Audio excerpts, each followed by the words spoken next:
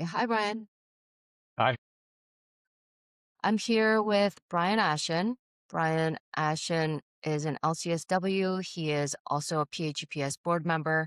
He has been leading groups, interpersonal process groups for many, many years. And Brian is about to step down of the PAGPS. He has been a board member for a very long time, helped cultivate this group, and now he's stepping away and can give us kind of a perspective that none of the other board members can provide at this point. So let's start with some easy questions, Ryan.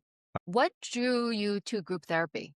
Wow, yeah. So there's some history there. In 1981, I moved back to Philadelphia in about 79. In 81, I got a job on the inpatient unit, psych unit at Cooper Hospital. And like so many young therapists, without the training, I was thrust into doing groups. So what I was doing were the daily inpatient groups. And my training was I picked up Yalom's book on inpatient group therapy. And then I would also sit with my boss at the time, Chief of Staff Harvey Strassman, and we would talk about group work. But essentially, that was my training by fire. So I did that. And then in 1990, we moved back to Michigan. I joined a group practice. I was doing seeing a lot of couples at the time.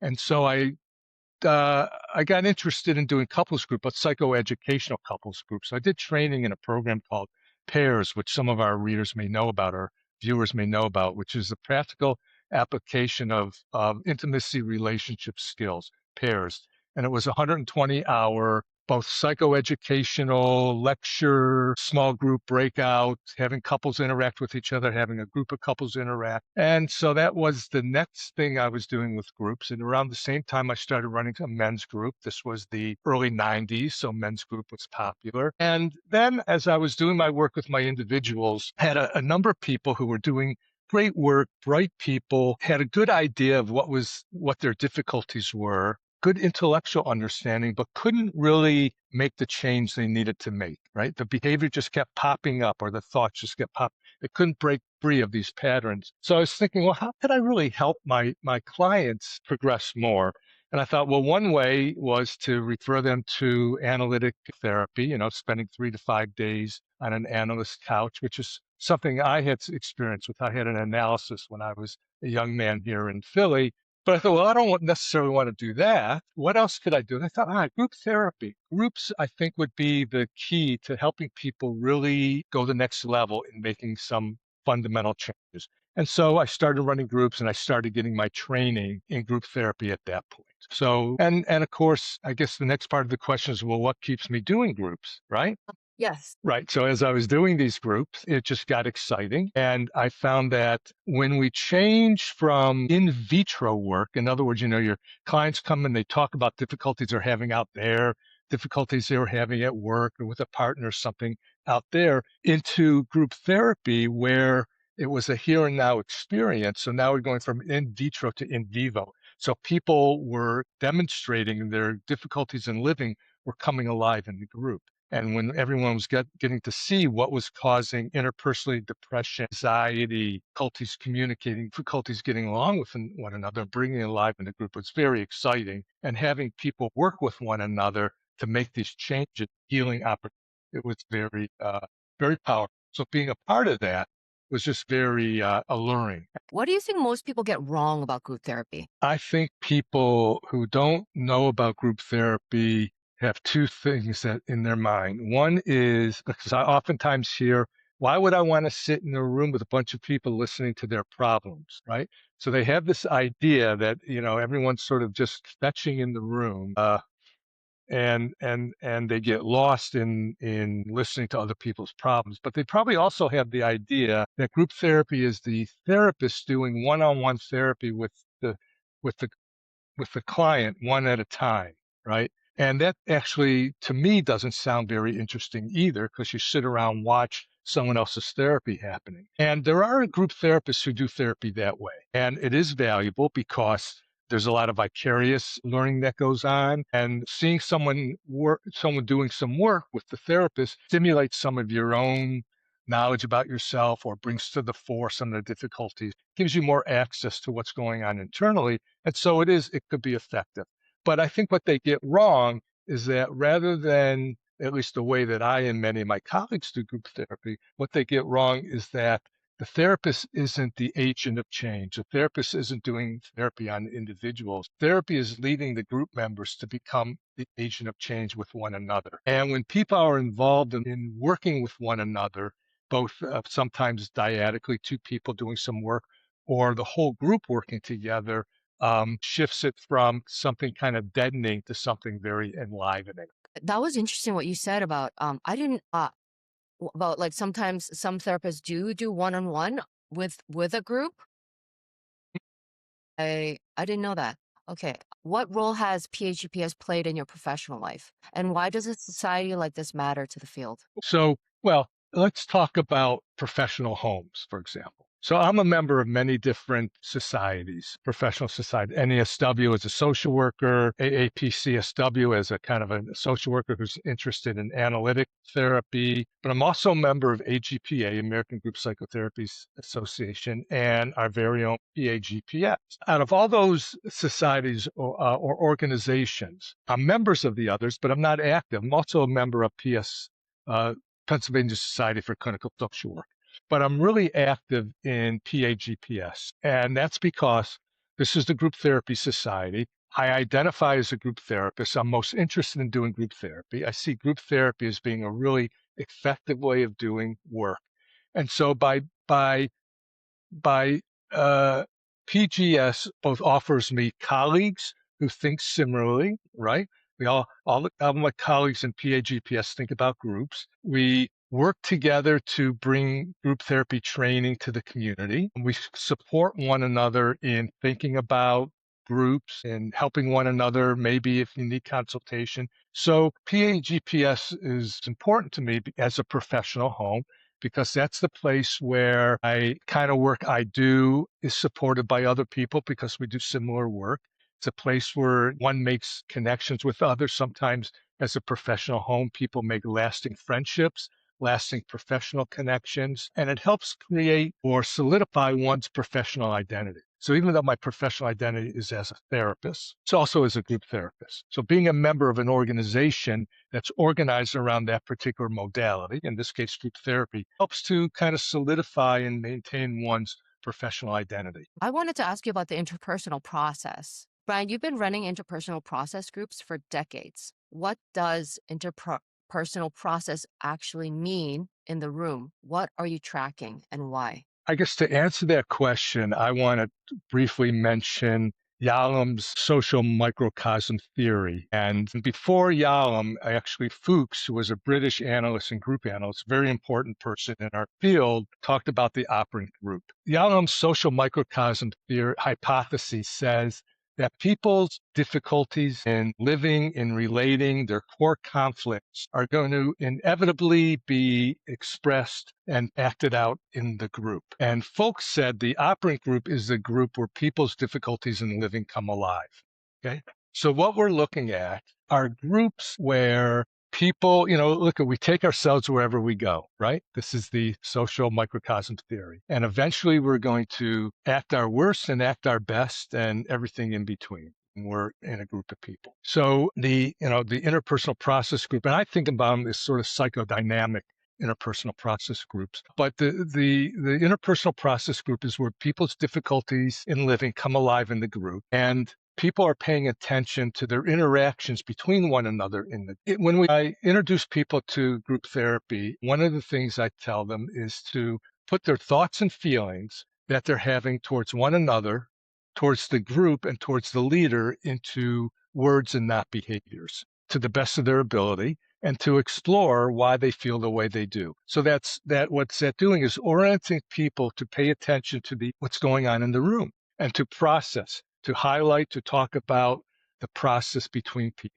Conflicts that are being expressed or not expressed, closeness that's being desired and being approached or avoided, and the impact one another are having on people. When people are saying or doing things in a way that rub people the wrong way, are they mentioning it to that person so that person could get a clearer view of themselves? Or are they avoiding mentioning it because they're afraid of their own aggression or hurting someone's feelings? So that all this stuff is part of the process. So essentially, I'm tracking that. But I'm also tracking each individual having some idea of what their own individual struggles are. So the intrapsychic, what's going on in their own internal world. I'm tracking what's going on in relationships between people and subgroups. And I'm also tracking what's going on in the group as a whole. What kind of tensions are laying dormant in the group that aren't being talked about, but are somehow being hinted at, and that's affecting how people are interacting towards one another in the group. So sometimes I have all three things in mind. I'm tracking all three things. Sometimes I'm only focusing on a relationship that's heating up. Sometimes I may be thinking about someone's own psychology. Now, earlier I said I don't do individual work in the therapy. However, if someone approaches me as a leader with an issue they have about me, I will work with them in the here and now with that issue. If there's a rupture, I will try to repair it. If there's something in the transference that they're seeing me, I will try to work with them. But we don't talk about history in the group. History might come up to illuminate what's happening in the here and now, but we really don't talk about personal history in the group. So, Brian, the core principles program was designed partly because graduate programs have been cutting group therapy coursework. Why does that matter to you? And what do clinicians lose when they enter practice without training in group? Okay, so the core principles group was actually developed by AGPA, American Group Psychotherapy Association, as part of the three-part educational process for people who are interested in becoming certified group psychotherapists. So in a sense, it had nothing to do with graduate programs, right? Now, and so the three parts are didactic stuff, right, which would be the core principles score, which is a course, so many hours of running groups, and so many hours of supervision. Those are the three requirements to get a CGP. And that's why the core principles group was developed. However, since we know that graduate programs are no longer teaching group therapy in their programs, the therapists are coming out of graduate school preparing to become therapists without a knowledge of group therapy. Two things happen. One, like myself, they're thrust into some settings like IOP or something to do groups, and they have no idea how to do groups, right? Or they come out as therapists and they just don't know about groups, and so they miss an opportunity to either know how to refer for group therapy or to have groups in their own practice. So I think it's really important. I think group therapy is very efficient, right? You can treat more people at one time, and that's important. It may be more cost efficient as well, and it's very efficacious. It's really powerfully helpful.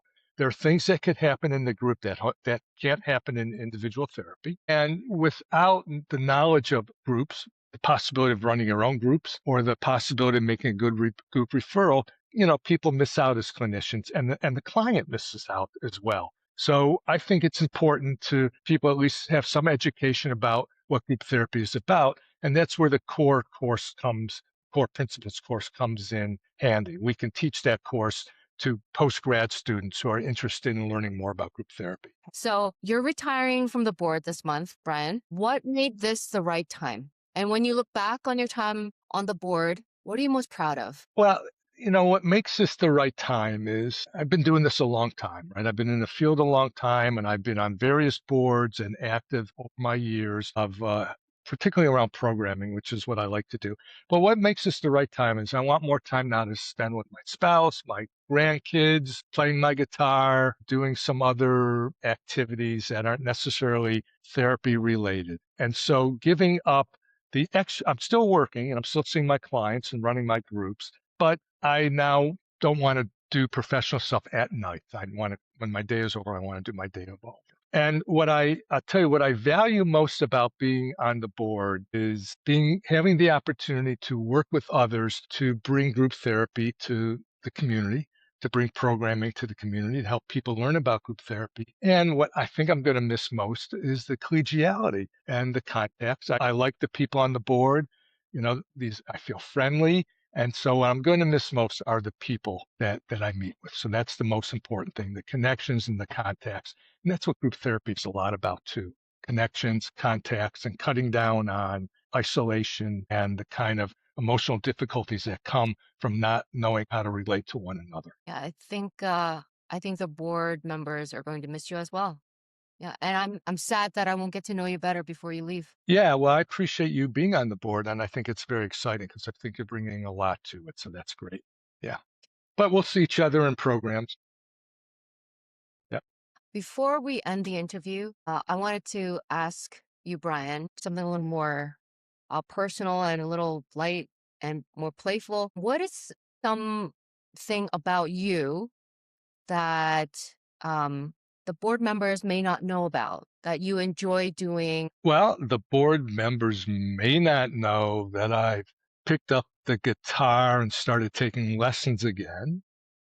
They may not know about that. What are you learning? What are you learning? Well, I'm really learning kind of going back to basics, so learning good technique and, playing. I have an electric guitar and acoustic guitar, so I'm just trying to learn how to make music. And I have a terrible voice, so that's a big challenge for me is trying to both learn how to sing and come in at the right times where the music picks up. So that's something they may not know about me. That's great. Are you like a rhythmic guitarist like Keith Richards, or are you like actually plucking away like Hendrix? Well, no, that's right. No, I'm learning both finger plucking, like Travis style finger picking, strumming, playing chords, playing arpeggio, playing individual notes, the whole gamut. I don't know if I'll ever make it to Jimi Hendrix status or Prince or even Peter Paul and Mary, but I'm having fun. So that's it. Oh, that's still great. I, Okay, thank you. And thank you so much for hanging in there at the beginning.